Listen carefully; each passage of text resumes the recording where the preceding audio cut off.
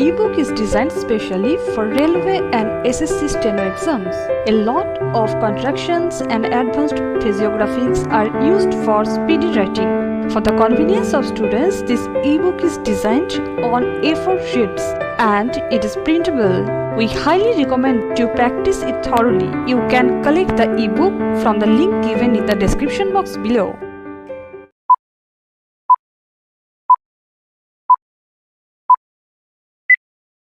After completion of the investigation, charge sheet under section 302 IPC was filed against the appellant.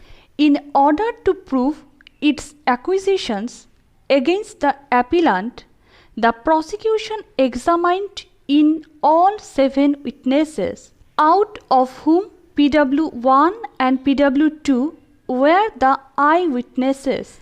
The documents prepared during the investigation were also filed in support of the case.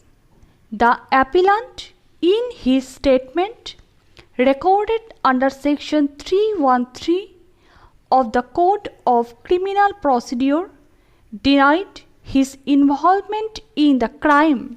His plea was that a false case has been registered against him.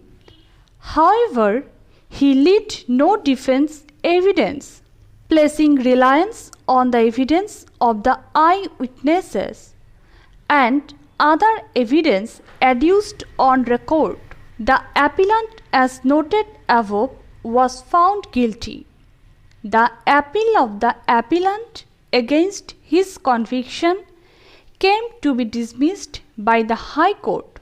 Mr. Arvind Kumar, learned counsel, appearing on behalf of the appellant, submitted that the High Court committed a serious error in appreciating the evidence of the alleged eyewitnesses and undue importance to the recovery of the weapon of offense (knife) has been given.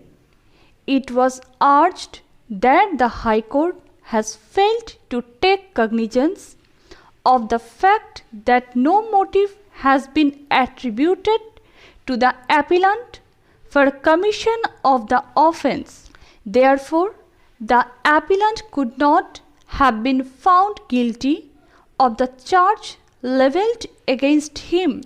Learned counsel next submitted that non-examination of Sumit Singh, who allegedly lodged the first information report of the crime in the police station and owner of Sandeep Pan Shop, is fatal to the prosecution case, and both these witnesses were intentionally withheld by the prosecution with a view to conceal the true facts of the case.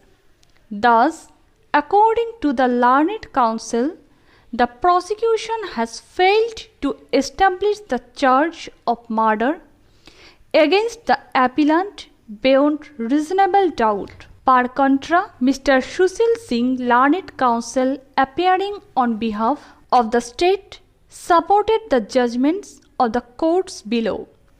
Mr. Singh submitted that the evidence of the eyewitnesses, supported by other ocular and documentary evidence, has been rightly examined and appreciated by the trial court as well as by the High Court.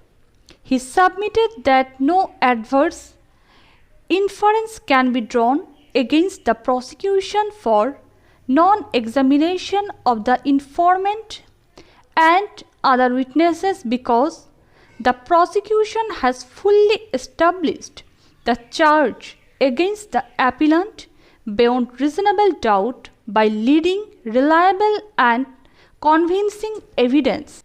Learned counsel further submitted that in the presence of direct evidence, motive recedes to the background and therefore it is not necessary for the prosecution to prove the motive of the appellant to commit the murder of the deceased. We are unable to accept the contention of the learned counsel for the appellant that the conduct of the eyewitnesses is unnatural, as they had not disclosed the genesis of the incident to the members of the family of the deceased on the same day, or they had not immediately reported the matter to the police. If you have liked the video, hit the like button and consider subscribing.